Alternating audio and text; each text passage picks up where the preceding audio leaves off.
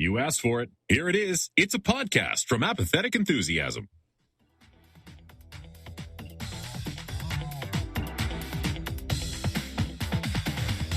Coming to you live from a world where everybody is a 14-year-old boy, and it's really disgusting and gross and depressing.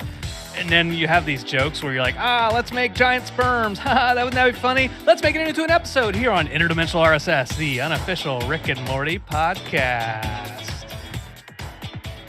Hello, everybody. I'm Travis. Hello, everybody. I am Brandon. And for the first time in podcast history, Brandon changed the cold open intro as he recorded it, and it is not as written. So you'll have to get to the Twitch stream early to get a sense for what it could have been on future episodes. But Brandon, how you doing? I'm doing pretty good, man. It could have been a far different intro. It would have been great. Tune into our Patreon exclusive where I just talk about introductions that we've done. Just kidding. Brandon does cold opens on patreon.com/apathetic enthusiasm. Do you want a cold open for your podcast? Hire me now. Yeah. Patreon.com/cold open master. All right, let's get this housekeeping out of the way because, or maybe we should take our time with it, and then that way we got some stuff. We never have to get to the actual episode. Anyway, welcome to the podcast. So happy that you're joining us. It's where we talk about Rick and Morty, and we talk about Rick and Morty all over the internet, over at twitter.com at Rick and Morty Pod, facebook.com/Rick and Morty Podcast, Instagram we are Rick and Morty Podcast, and then you can send us an email, rickandmortypodcast@gmail.com. We are on Reddit. rickandmorty.reddit.com is the official Rick and Morty subreddit. Over 2 million strong. So many people visiting on the weekends. You should be one of them. You can also visit our subreddit, rickandmortypodcast.reddit.com, or our website, currently functioning, hanging on by a thread, over at rickandmortypod.com. Currently streaming live, twitch.tv/apathetic enthusiasm. You can also catch videos at youtube.com/apathetic enthusiasm. Thank you to everybody visiting the YouTube channel, subscribing over there. We appreciate that. Finally, you can buy our love over at TeePublic. apatheticenthusiasm.com/shop is the easiest way to get to our curated collection of t-shirts. And then you can get, Brandon, have you edited a commentary yet? No, yeah, I edited the commentary. Okay, you just haven't posted a commentary at patreon.com/apathetic enthusiasm. We did it. We did one. It's there. I mean, it exists. It does in fact exist. Here, the next part of the show is where you ask me, Brandon, what's going on? How are you doing? And then I will answer to you this. I went to do some standard maintenance on the website yesterday, Sunday, the day of an actual episode, and I went into the database just to check some errors. And when I left the database, it magically was deleted. So any web people out there, you will know that was not a good thing that happens. And so our host wouldn't just like automatically restore the database. There had to be an email, and it was all day. So Apathetic Enthusiasm was down, Rick and Morty Pod, and Rick and Morty Podcast. If you go there, it'll redirect to our main website. That was down all day long, and not only were we recording, did we have the interview with Ryan Elder, which we'll talk about here in a second, ready to release, but we also had an interview, me, Matt Sizemore, and Robbie Askew on Rounding the Bases with Bean from Kevin and Bean. If you're a Los Angeles fan, we had an interview with him that we also needed to release. All this going on, and I'm like, the website is down. I just want the website to work. I know. You're sitting at home, you're stressing, you're trying to figure stuff out, and I'm like walking around a theme park, riding roller coasters, just checking in from different rides. Is it up yet? Nope, I can't get to it. Any emails? Huh. All right. Talk to you later. Wait, so the database is down? What's on the database? I was so confused. I was like, wait, our episodes aren't working? What? Huh? What database? I work in software, ladies and gentlemen. Yeah. There's a front end and there's a back end to websites. The database is the back end, and that was down. But it's not down anymore. It is back up, and I'm so happy about that. There's still maintenance to do, but at least you're getting a new episode. Hooray! Hooray! Well, that is what's pertinent in our lives, but it is time for us to get into all the things that are semi-pertinent in the world of Rick and Morty. It's semi-pertinent news. Dubba dubba dubba dubba dubba bass. Dubba dubba dubba dubba dubba bass. Not the database. I'm talking about dubba dubba dubba dubba dubba bass. White lines. Semi-pertinent news. Talking about the semi. Talking about that semi. I turn into white lines, which is a great song. Well, because Shaun of the Dead, that the whole part from Shaun of the Dead, where Simon Pegg and Nick Frost are like dubba dubba dubba dubba dubba bass. It's a whole thing, Travis. It's a whole thing. It's a great movie. Go check it out. Shaun of the Dead, Great movie. directed by Edgar Wright, part of his Cornetto trilogy. I have a Rick and Morty sticker that's themed like Shaun of the Dead. Oh, Yeah. nice. That little bit for you guys, a little bit. Well, speaking of little bit, let's get into the semi-pertinent news, Travis. I don't want you to keep singing. Let's go ahead and get into it. First and foremost, I already mentioned this, and what we did this last week on Friday, we actually, both Travis and I, we took a day off of work, and we said, no work for us. We want to prepare for this man, and it is a sequel interview with Ryan Elder, who is the composer for Rick and Morty. The last time we talked to him was in like March or April of 2018. The last time we saw him was at Adult Swim Fest in 2018 in the fall, when Travis crashed one of my friend's weddings.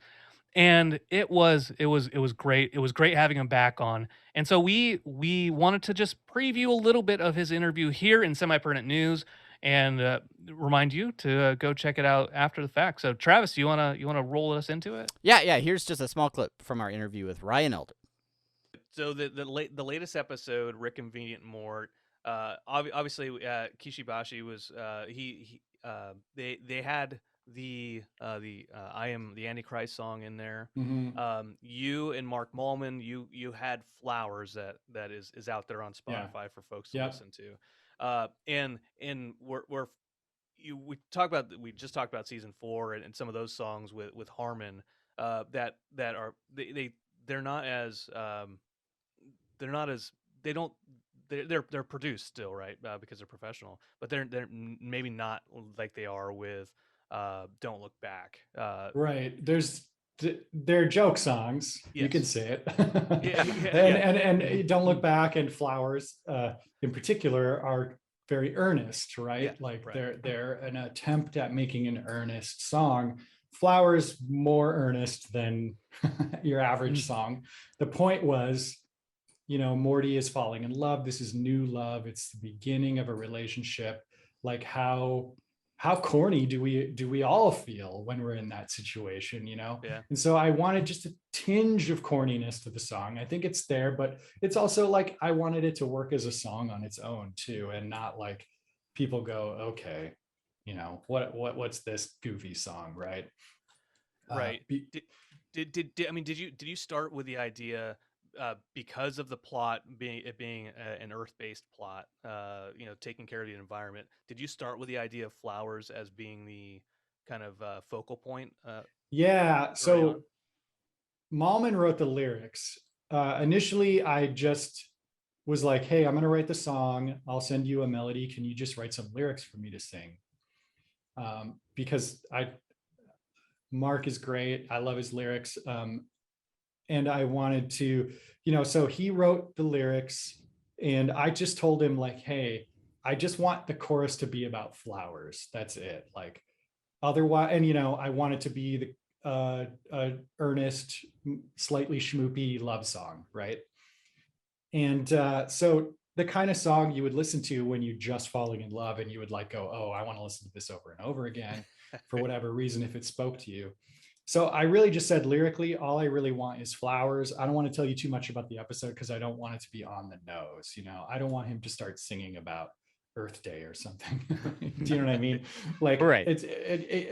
I loved the image of the flowers, the connection of the flowers she gives him, and then how they were sort of important at the end. I knew the song wasn't going to be at the end, so that we could sing about flowers and have it still not feel like, hey, we're pointing to this moment too much, right? And he came back with the lyrics and how they worked. I thought they worked great, and I just was like, okay, I'll just sing them in and see what it sounds like, and then kind of going for kind of an Elliott Smith approach to the vocals, like multi-tracked. Like, I think there's 6 or 7 of my voice in there. Trying to just layer, because part of it is because I'm a little insecure about my singing voice, but also like part of it is that I wanted that kind of approach too. I don't think it would have worked if it was just, well, it probably would have worked if it was someone not me singing, to just have one voice, but it would need to be someone with a lot of character to their voice. And then when we made the full song version, Mark, he added his own voice to the second verse and the back chorus. Okay.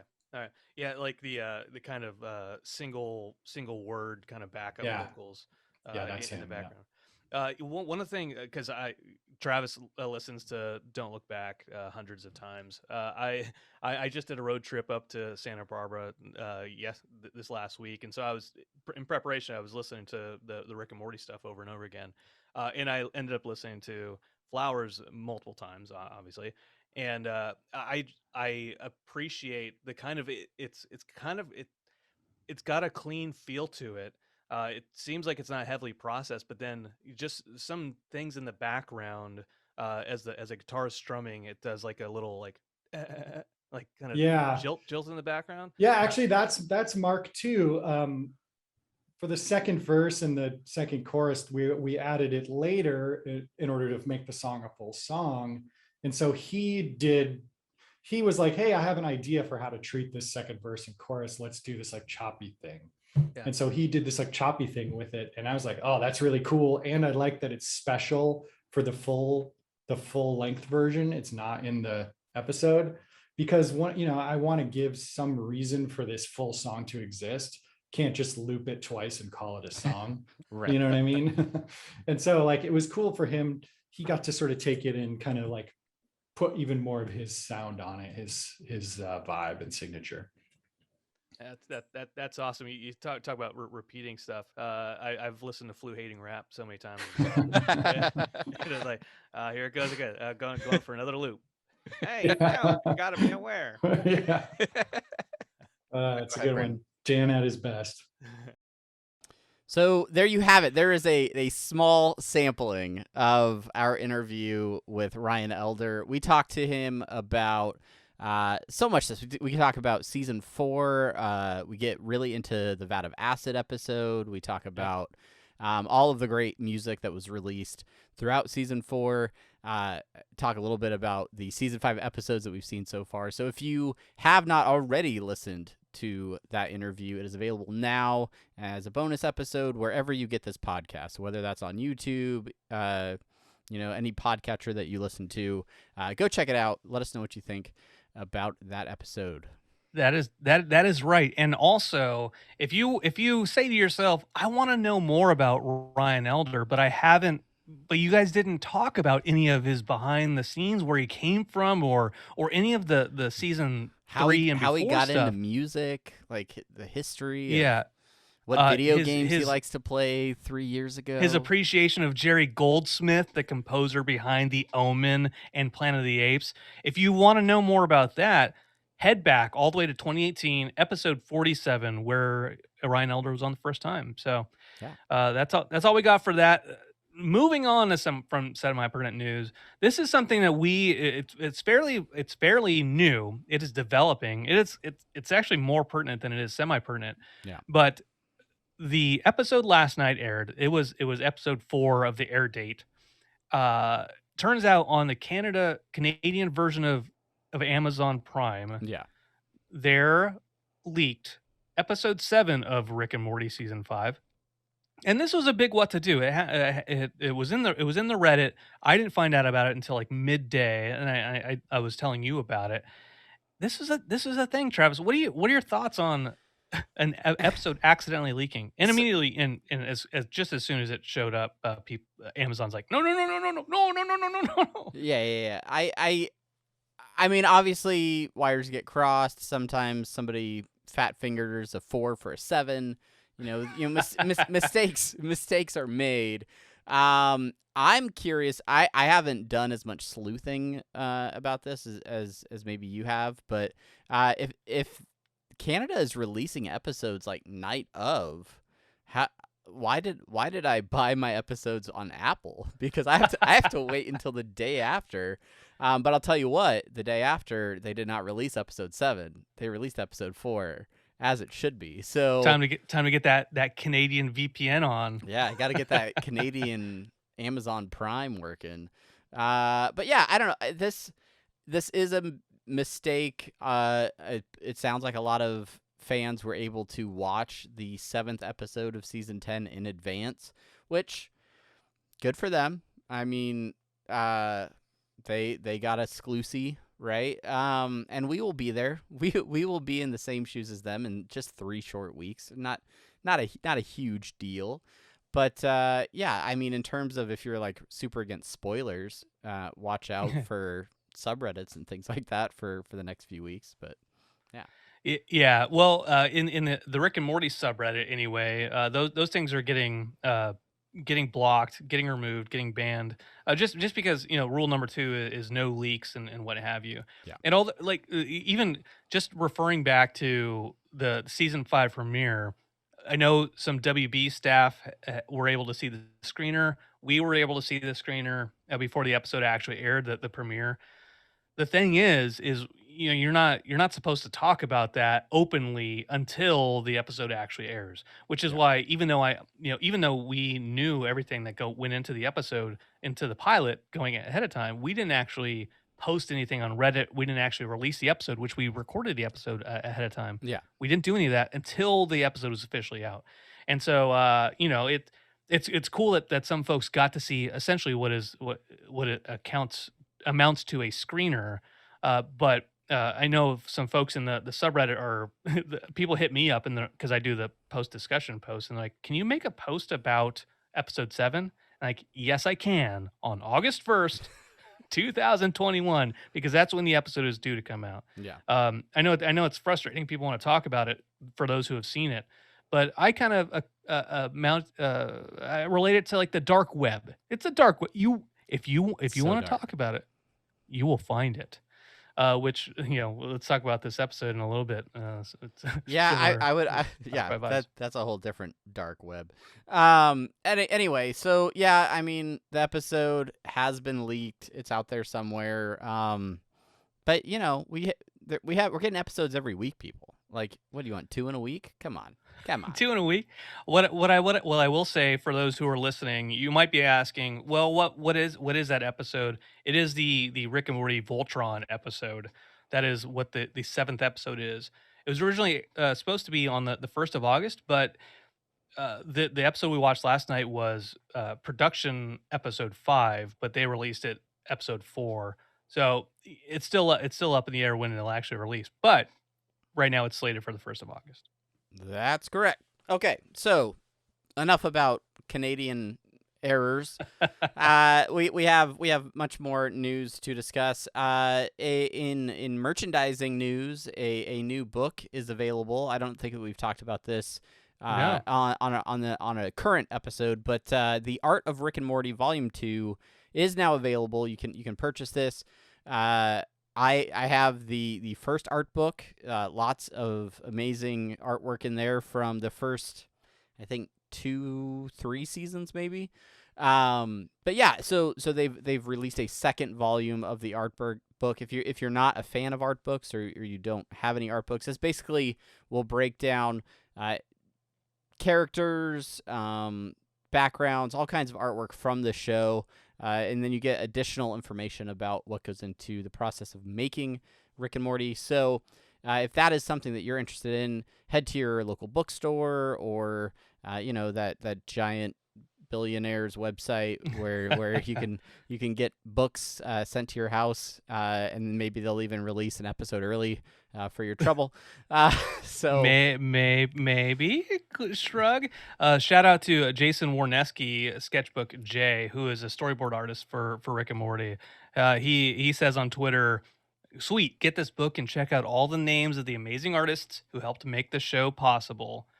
Yes, I retweeted it because absolutely follow him at Sketchbook J. There are so many. This is a side note. There are so many talented folks behind the show. You really need to go follow him on Twitter if you are a Twitter person. Yes, if you're a Twitter person, if you're a Twitter human.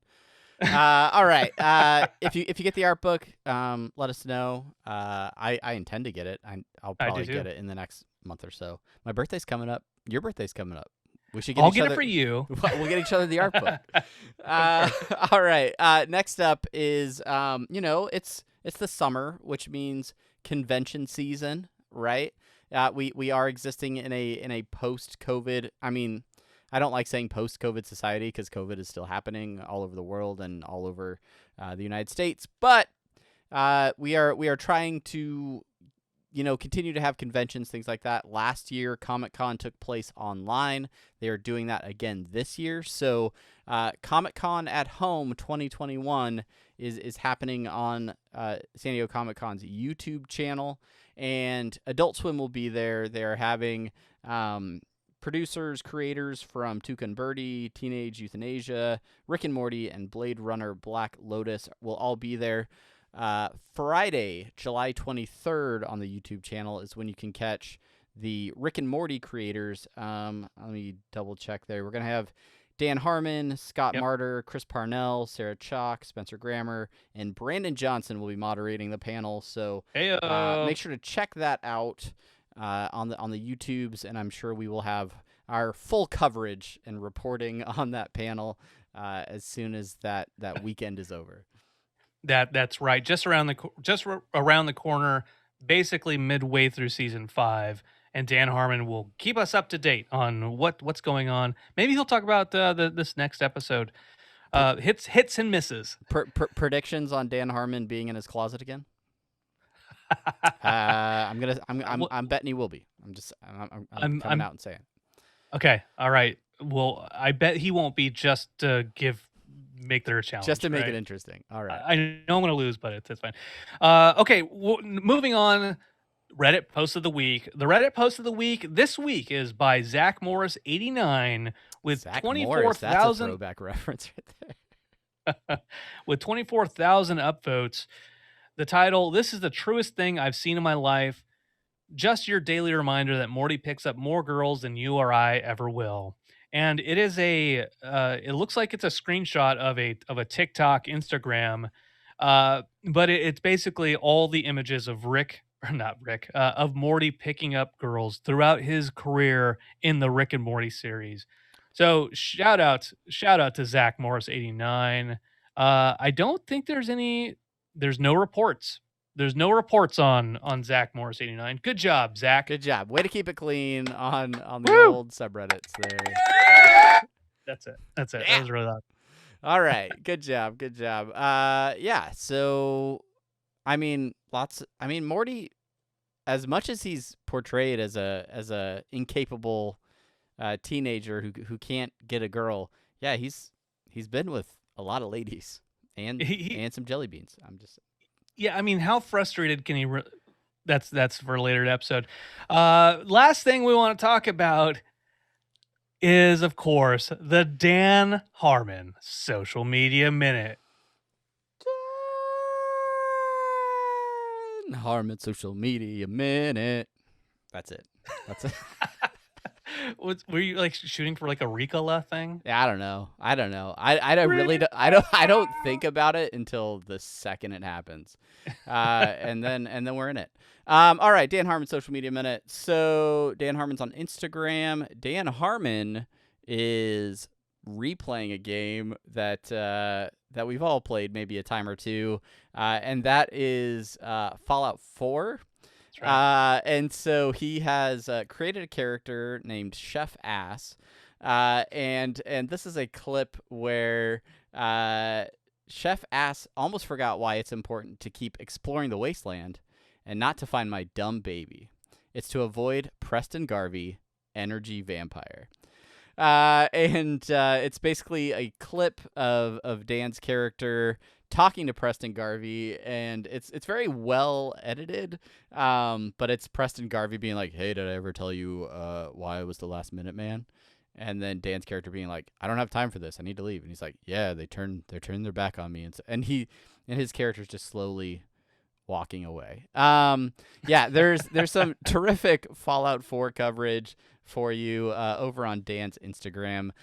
He's always going back and replaying interesting games. So if you want to see all of those posts, make sure to follow @Dan Harmon on Instagram. That has been your Dan Harmon Social Media Minute.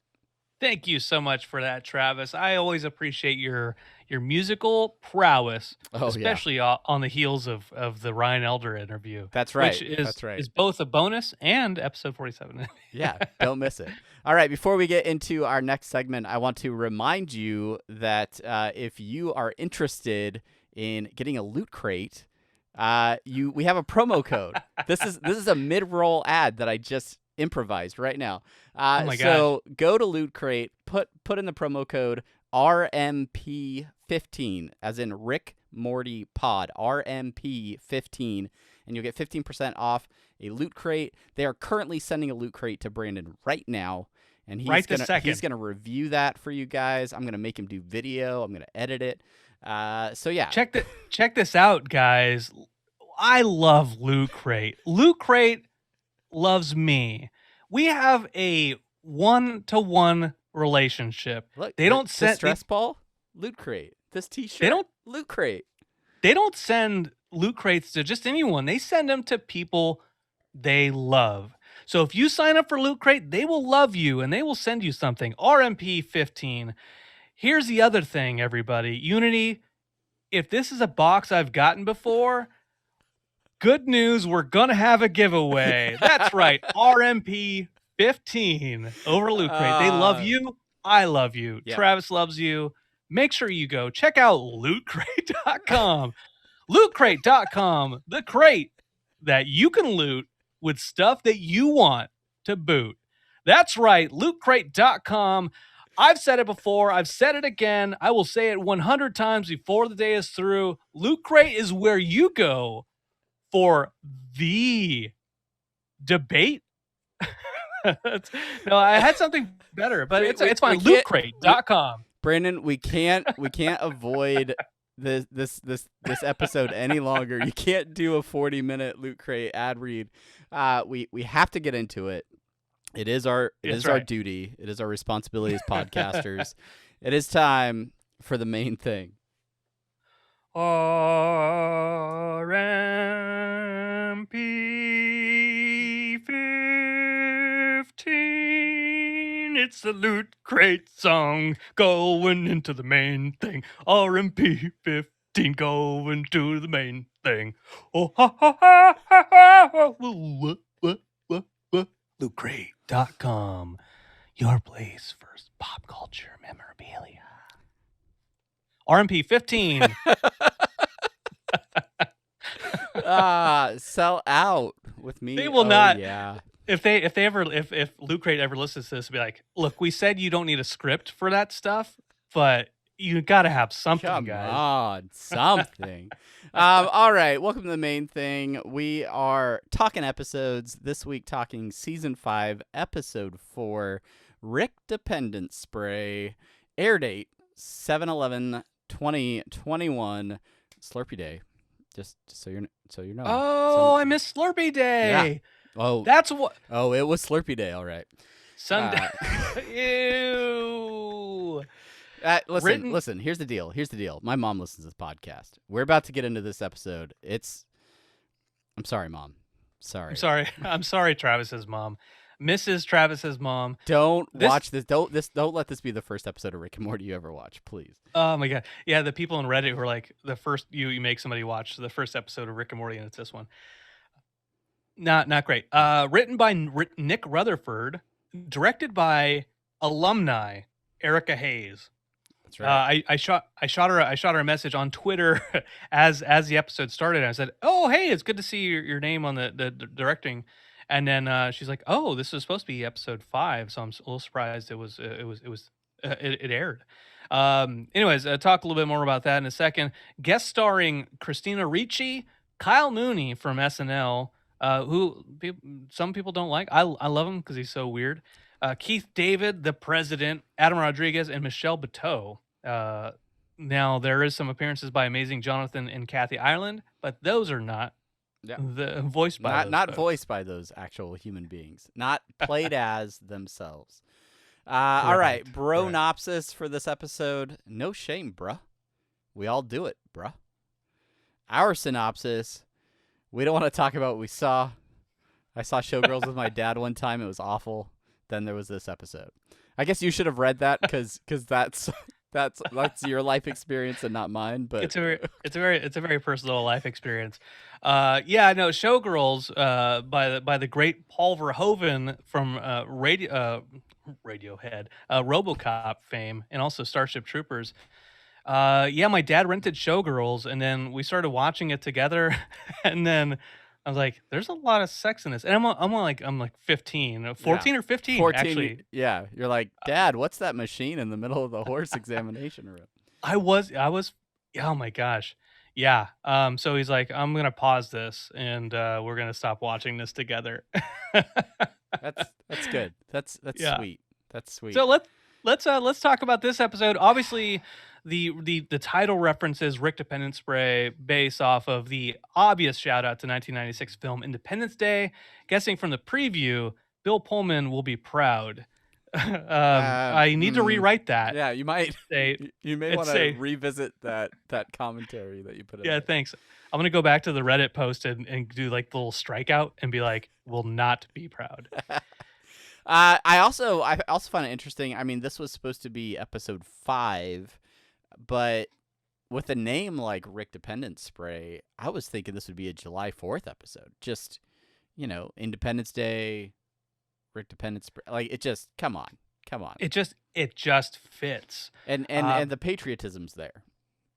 Maybe, before we get into I don't know how I want to approach this. I guess I'll just ask the question. Do you think that this episode would have been less well received last week than it was this week if it was aired on American Independence Day? I think I honestly wonder if a bunch of Americans were like drunk and playing with fireworks, and then they're like, "Hey, Rick and Morty's on," and it was about like a bunch of semen monsters flying around America and the president like trying to nuke them. They'd probably be more down for it.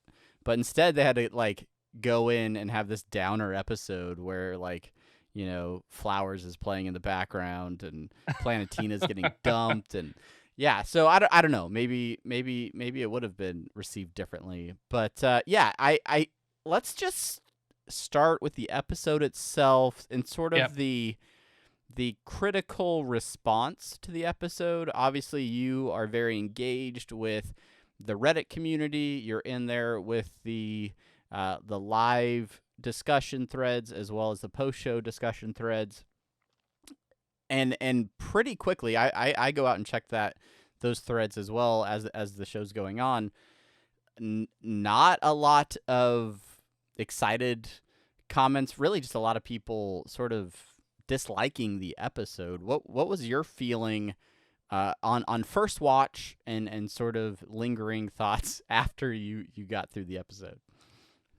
You and I, we talk shit about Claw and Hoarders a lot, right? The dragon episode, right. The sex dragon episode. We talk shit about that a lot. The night that episode aired, because I was doing the post discussion posts for that, for that season. There were still kind of a 50-50. There were folks who really liked that episode, really were cracking up. They loved the jokes. You and I, we watched it and we're like, oh God, like immediately we're kind of cringe fest. I've grown to appreciate that episode. a little bit more. I think there are very, very funny parts. Like with Yeah. Royland doing like a sex dragon thing, right? There are parts I like legitimately crack up at. This episode over on the live feed and in the post discussion thread, n- less than 50%. I would say just no, there's no empirical evidence of this. Just my observations. It wasn't received that well.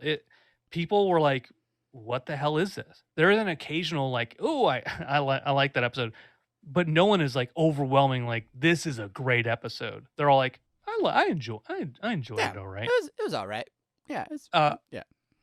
uh, let's go ahead and go with your opinion of the episode, and then we can. Do you want to go? Do you want to just let your opinion be shaped by how you describe the episode and the things we talk about, or do you want to just come out right and say it?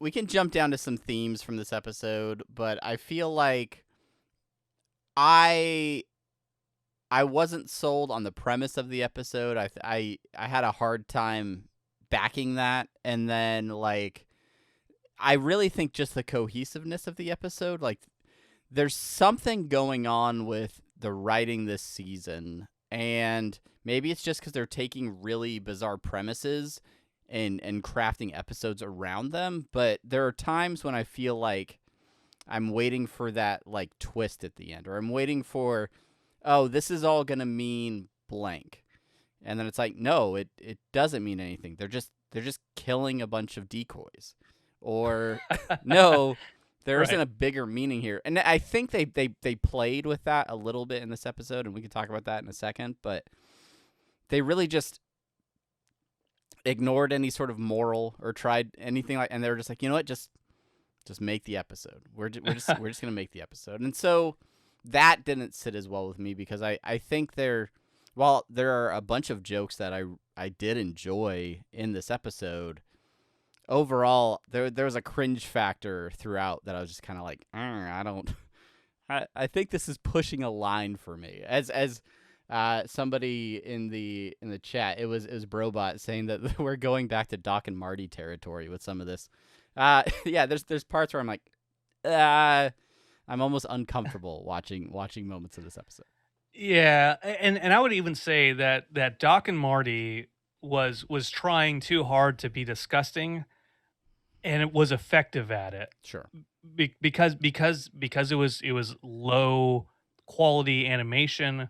It was just so absurd, right? And it's like 5 minutes at a time. It's not a prime time animated series Yeah. that has a certain sheen and polish to it that goes through several writers' rooms. It's not like 5 people making a cartoon.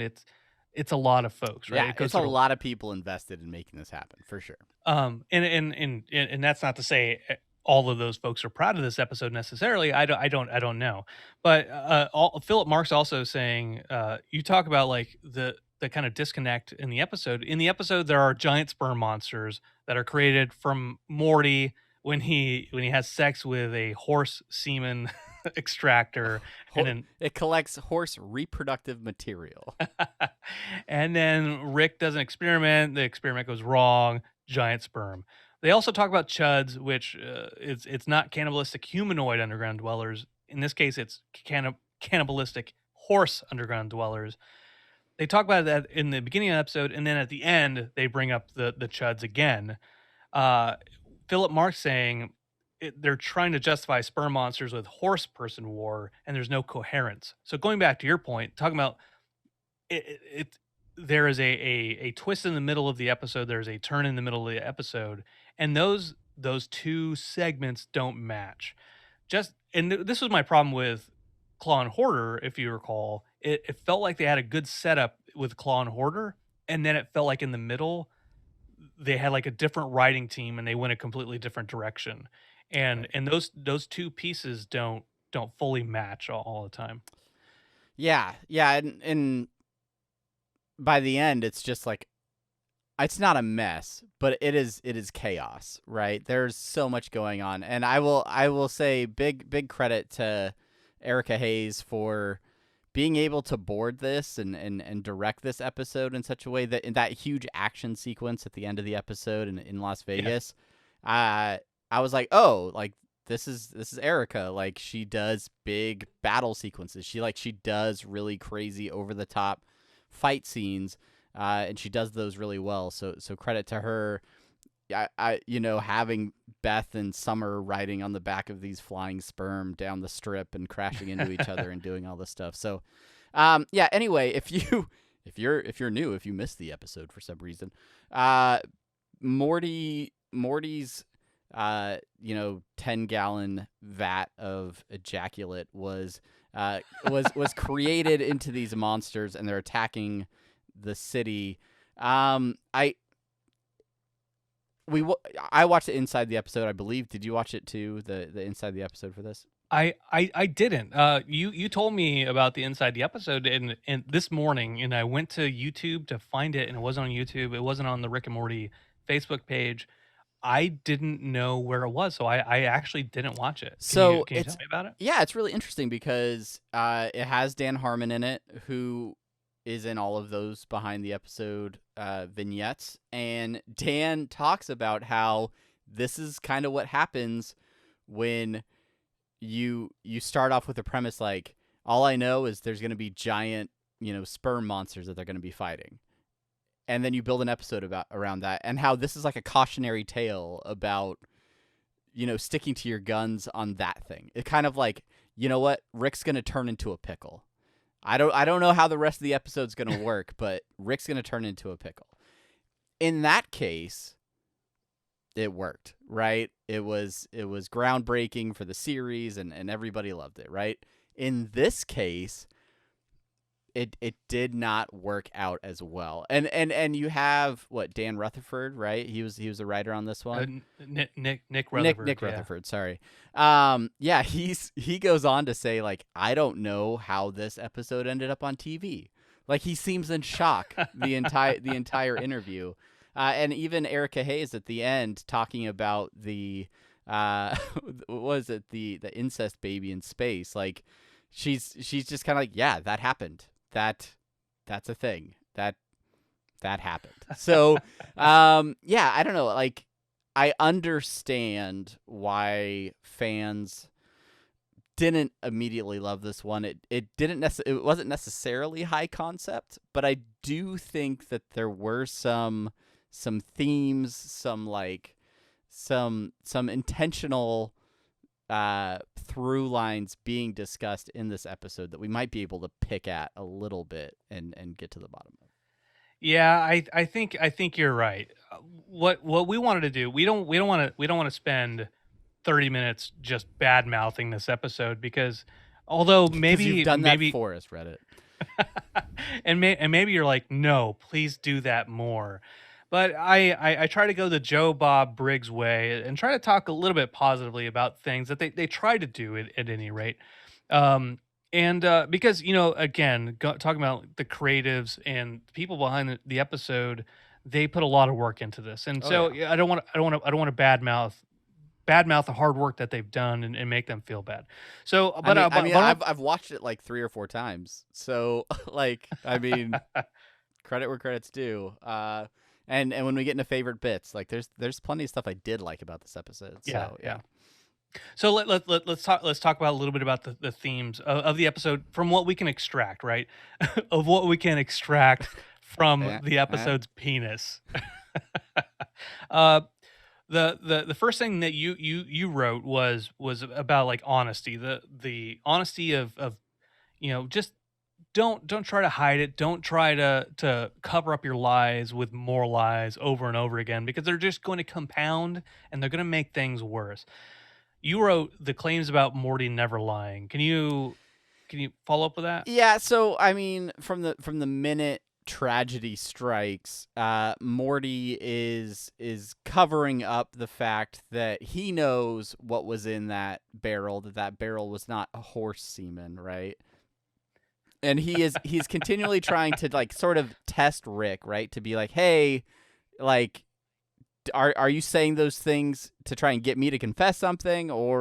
And Rick's just like, no, I really don't know what's going on. He's like, okay, then it's your fault. And he's trying to cover up his tracks Whether it's because he's ashamed of what he did for a week while volunteering at the horse clinic, or whatever it is, he's definitely trying to pass the blame on to Rick. And when they end up getting picked up by the president reinforces the idea that Morty is always honest. This child never lies. Anything that Morty says has to be true, which just continues to dig at that idea that Morty has a secret that he is not sharing. Even when he shoots the sperm in the cage, like the default assumption is that Morty is telling the truth. He had a gun. It had a gun. That's one of my favorite bits. I love that moment. But yeah, so that, fast forward to the end of the episode when he's talking to, what is it, Sports Illustrated's Kathy Ireland. Kathy Ireland, yeah. And Kathy Ireland's talking to Morty and saying, you just need to be honest. Like, honesty is what you have to do, whether it's going to hurt someone, whatever the case. You just have to be honest. And so he is honest about Blazen's undergarments, and she's immediately disgusted and walks off. But I feel like, because from that moment, Morty turns around, and you almost get the sense that that's going to be the epilogue. That's going to be that moment where he puts it all together and he learns the lesson, and then Rick just shuts him down and instead decides to make out with Ponietta. Voiced by Christina Ricci, I believe. Can we just credit the fact that Christina Ricci had to do equine birthing sounds as part of this role? Like she had to like neigh and grunt as she gave birth to a half horse, half Rick. Props to Christina Ricci for that fine work.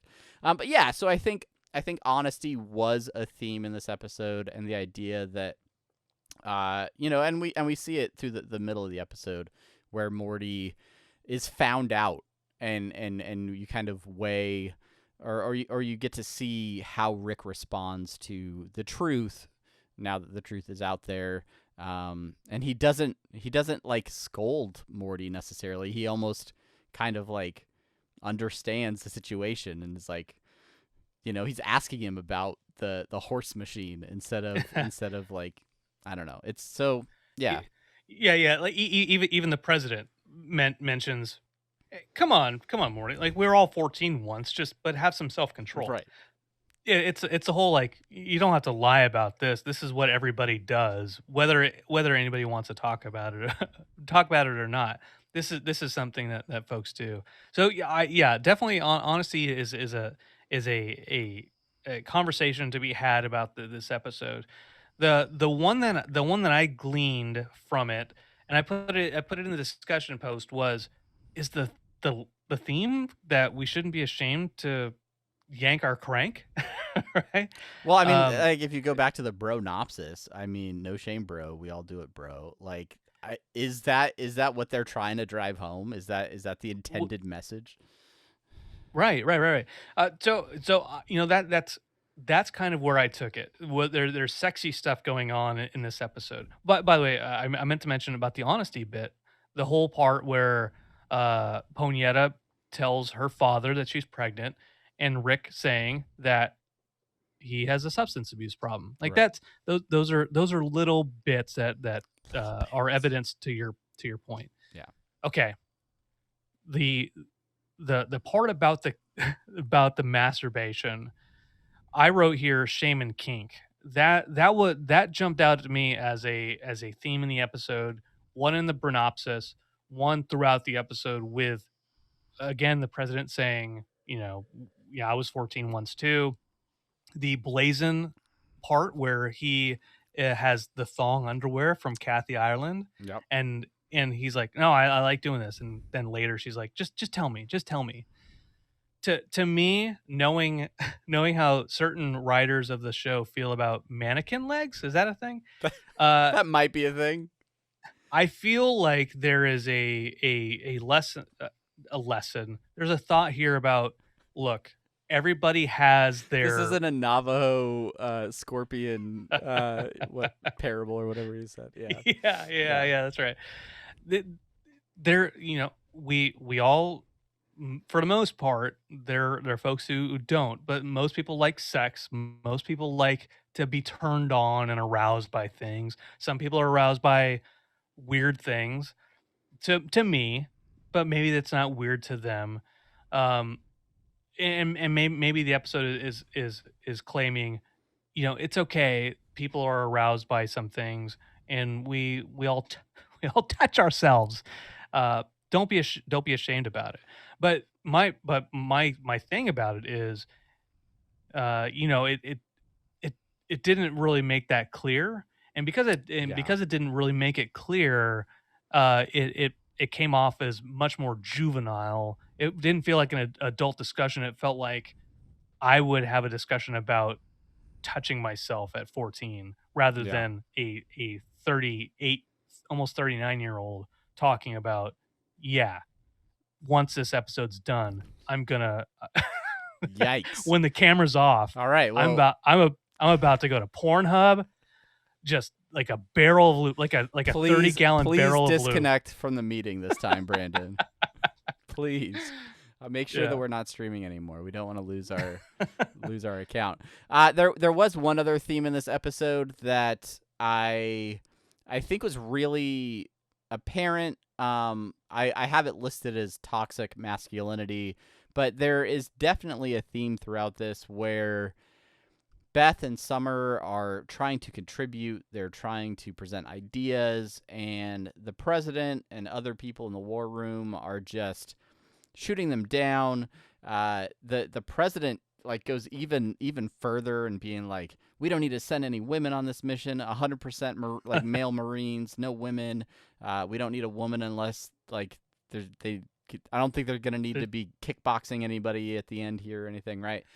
And yeah, so that's there's that moment where Summer presents the idea of enlarging an egg to attract all the sperm in, and then that Dr. Shabubu or whatever, the sperm expert, repeats the exact same idea, and he gets all the credit. And then Beth's response is, congratulations, you became a woman today. Definite themes throughout of women just being ignored. And I think it pairs nicely with sort of that juvenile, immature, male comedy, almost, to where it's like, maybe we just need to grow up. Maybe us dudes need to grow up a little bit and share the credit and stop being awful.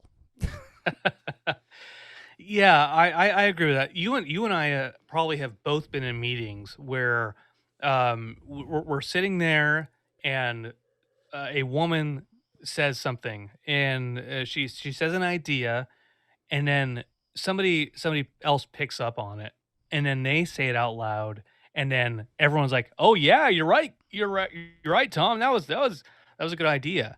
And you're like, "What?" And you're like, you look over at them, and they've got the kind of sullen look on, and then you say, "Oh yeah, no, Christine just said that," or whatever her name is. Yeah. And everyone's like, yeah, right. Good job, Tom. Good job. No, motherfucker. Yeah. But it has happened. We've seen it happen.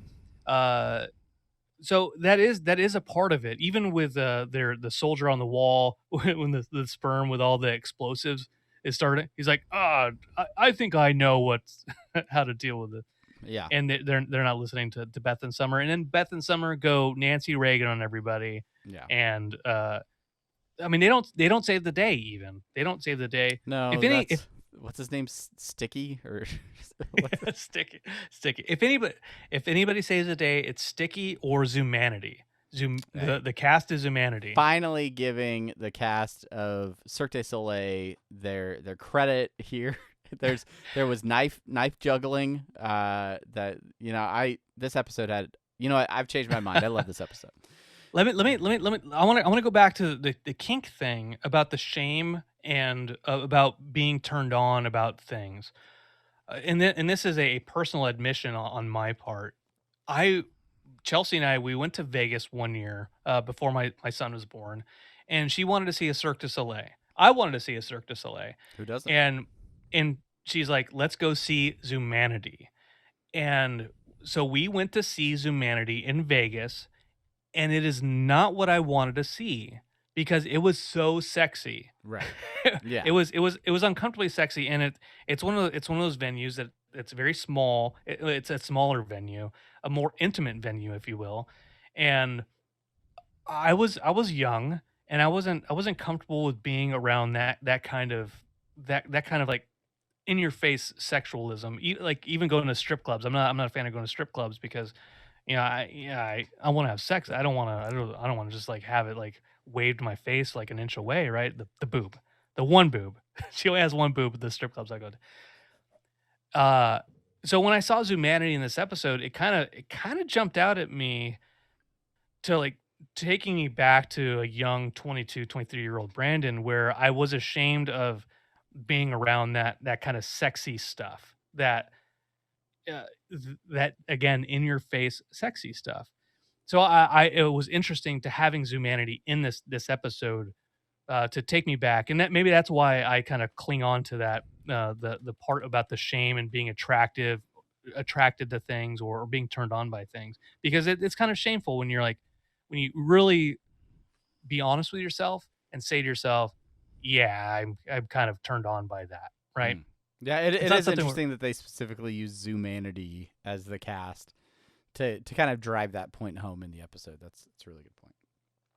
But anyway, on the toxic masculinity that you pointed out, they half-assed that point. Yeah, it wasn't done enough to kind of send the right message through the episode, right? And I think ultimately they have these ideas that are cool in there in this episode that I want to give them credit for broaching, introducing those themes, but where I think they are not great at is really fully picking one and fleshing it out. Maybe fleshing is not the right word for this episode. There's a lot of moments in this episode where they kind of have those one-off lines where you're like, are they meaning to say that? I think they're meaning to say that. Yeah, I wonder if they are trying to pack too much into some of these episodes. I think a lot of the episodes in the past had, again, that clear A plot, B plot, just kind of easily digestible adventures and then problems at home. Obviously, that's not the current situation within the Smith household, but yeah, I think, I don't know, I they're not all going to be great. They're not all going to be great episodes, and that this is not top 10. This is not top. It's not 40, maybe. Like it's, you know, it is not going to be in your top 25 Rick and Morty episodes of all time. Yes, and I think it's safe to say that that's fairly universal. Yeah. Travis, let's go. We've talked about this a lot. We've lambasted this episode pretty good. Let's talk about some of our favorite bits. What is a favorite bit of yours that stands out? The first bit that I really liked, it wasn't because it was like a comedic bit, but the moment when Rick sends all the power through the barrel and it explodes, and then Morty just like wakes up in the driveway and his ears are ringing. That visual shift, like they even like changed the tone of like the colors where everything's kind of gray, and it's kind of like this creepy beginning of like a monster movie or something, right? Almost like there's like mist or something, right? Uh-huh. And I just love that visual transition. I thought that was a great visual moment for the episode. So that really stood out to me as something. Yeah. Saving Morty's privates is what you would call that scene, I guess. You have on here the name that they want to call the giant sperm. Yeah, this is the president riffing different names. The Orgazagoblins, Kumpelstiltskins, and Skeetboogans is what they end up landing on. I don't know if it was for you, but on the Adult Swim stream, Skeet was bleeped out. Yeah, I think on the TV stream, all three of those were bleeped out. I heard Orgazagoblins. Okay, and I cracked up. I thought that was a good one. But again, standards and back to the real question from inside the episode that Nick Rutherford asked: how is this even on television to begin with? I don't envy the people that have to decide what to bleep and not bleep in these episodes, but yeah. My favorite bits, you have it written here. I scrolled through your favorite bits and I'm like, there's like two that jump out to me. The one at the very, very bottom, this is out there even for us, meta commentary by Morty about the Chuds. Not necessarily that, because that felt too on the nose and too kind of heavy handed, but the Chuds bit. Yeah. I love Chuds featuring Daniel Stern from Home Alone. He's one of the thieves, but it is a 1984 film about cannibalistic humanoid underground dwellers. They say Chud so much that it was funny to me that they over said the word Chud when they actually went down into the dweller. That's when I started losing it a little bit. But yeah, Chuds. Yeah, it's funny how like we go back to season 1 and so many of those early episodes are direct homages to different movies or pop culture references. And a lot of the newer episodes, they don't always seem to have that right away. And then you realize, oh, like they're talking about Chuds. Well, that's actually, it's actually a movie reference. This one may be more obscure than, Inception or things like that. But and they have said Chud before. I can't remember the episode, but it's not the first time they've said Chud. Yeah. Yeah. What speaking of Chud, just to get the horse stuff people out of the way, my 9-year-old, which yes, I'm a bad father, and I did watch this with my 9-year-old. We both cracked up with the Rick horse baby. It's so fast, and then it like burrows into the ground so rapidly. Yeah. That I'm like, okay, all right, that part of the episode I'm down with. Yeah, the easy button moment. Yeah, I love Jerry as the water guy. Really finding his purpose there. Jerry's got this whole water delivery goal, like dreaming about being water delivery, filling up those Britas. I don't know. I thought it was a good bit when it broke and he said this truly is our darkest moment for all of us. I thought that was great. Very, very subtle, hard to catch, but when the trebuchet blows a hole in the side of the airplane, first off, I love the trebuchet banter, but there are some like Doc Ock arms that jet out of Rick's lab coat and keep them from flying out of the airplane. Very, very quick and subtle, but I thought that those were awesome as well. Yeah, you mentioned the trebuchet banter. That was perfect. Yeah. Like who even knows what a trebuchet is? And then the Marine is like, oh, it's a trebuchet. That cracks me up. I think in like Civilization, there's a difference between trebuchet and catapult. Doesn't matter. We mentioned it had a gun. That part cracked me up. There's a few other things in there but I can't really think of.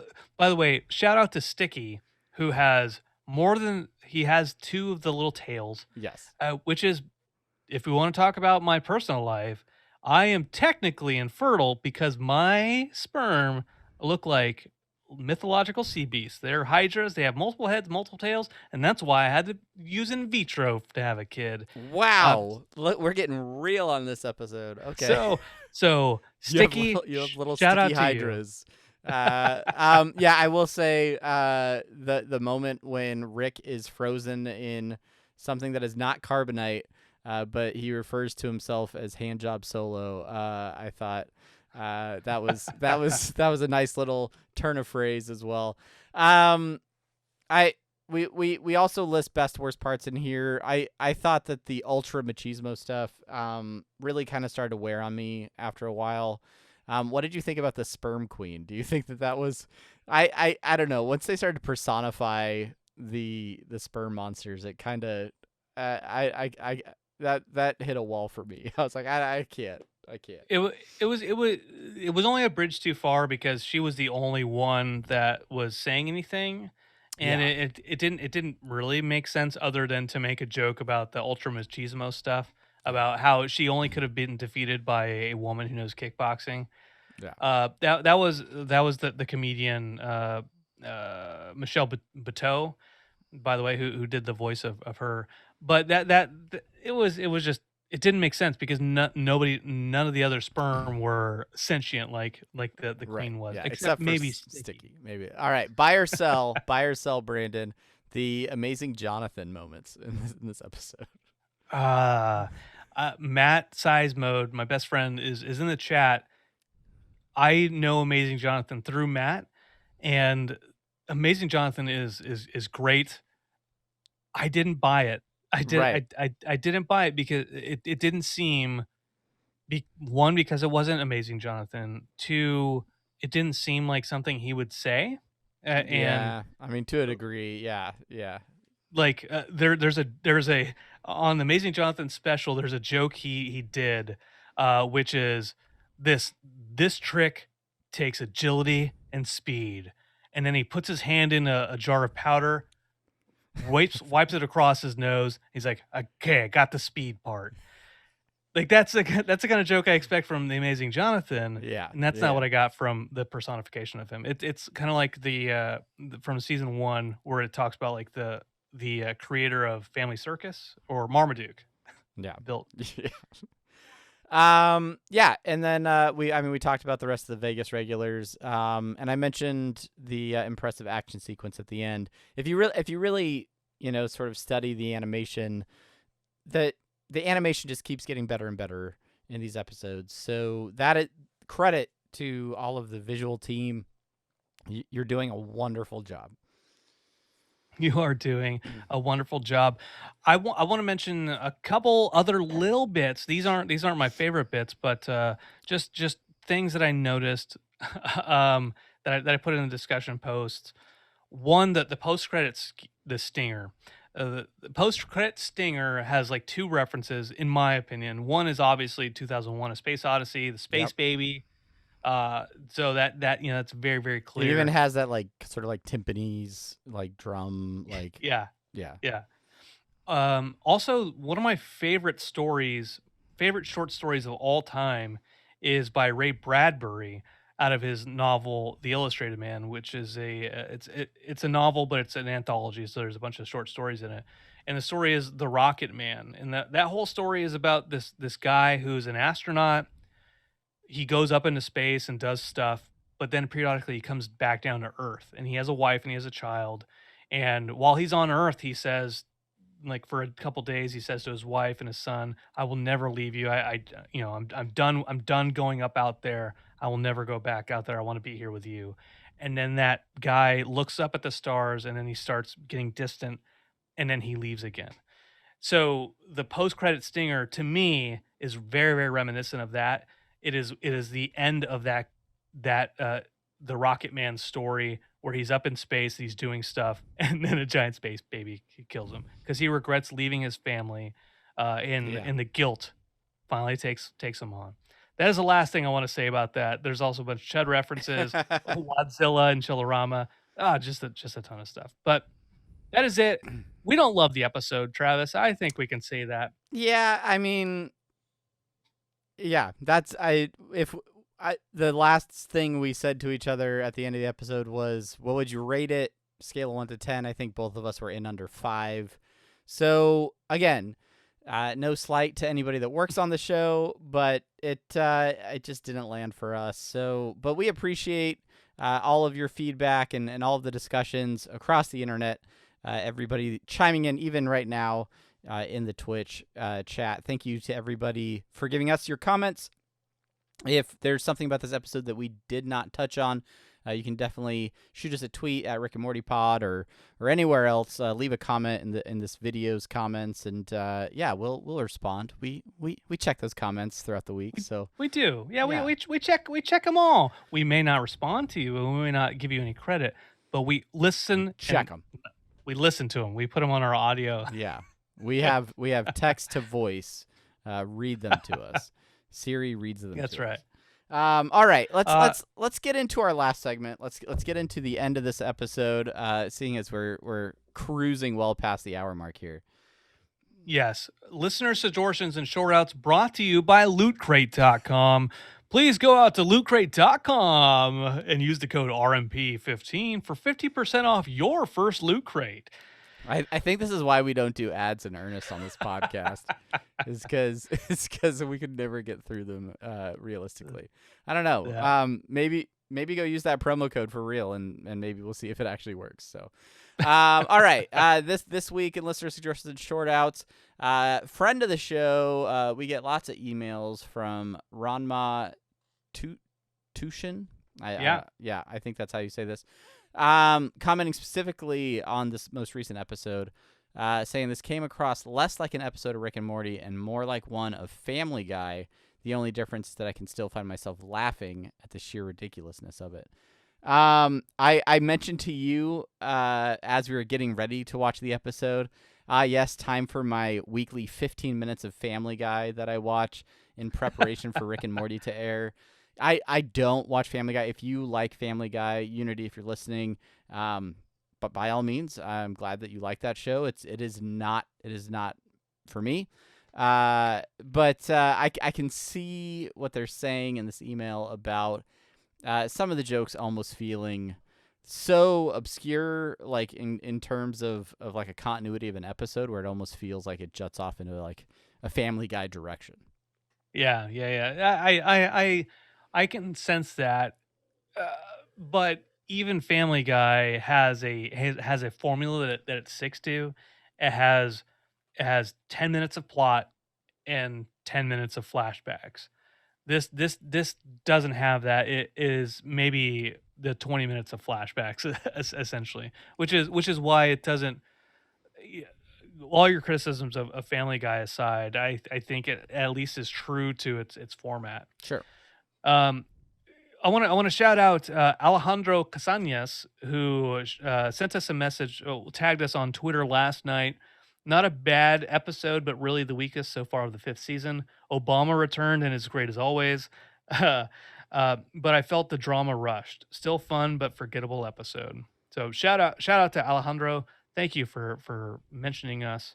And you're the bee's knees. You are the bee's knees. And finally, a special short out from our Twitch chat tonight, Brobot_VR, saying Brandon Cruz, the hottest cold open recorder on Fiverr. Absolutely. Go check out Brandon Cruz all over the internet for all of your cold open needs. And that should do it for this episode. Thank you to everyone who continues to download, listen, like, subscribe, however you consume this content. Thank you to Have a Good Day Face for another 1 month subscription over on Twitch as well.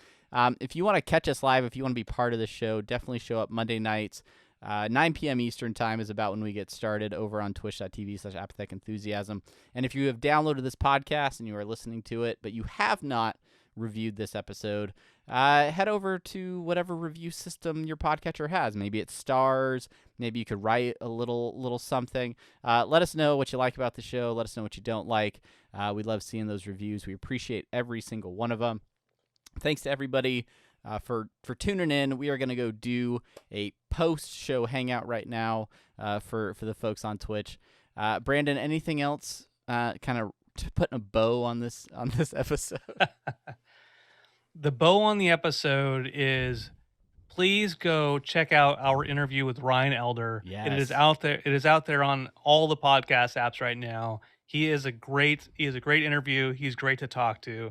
And just not even for us, just for him to get him that recognition because he is great. And once after you listen to that episode, make sure you go to lootcrate.com and use the code RMP15 for 15%. All right, that's enough of us. We'll see you next week. Until next time, I'm Travis. And I'm Brandon. We'll see you Bye. from the Loot Crate. They don't want anything to do with us. So this is why they send us one crate at a time. Maybe we'll make tons of money now. That's not gonna happen. Yeah.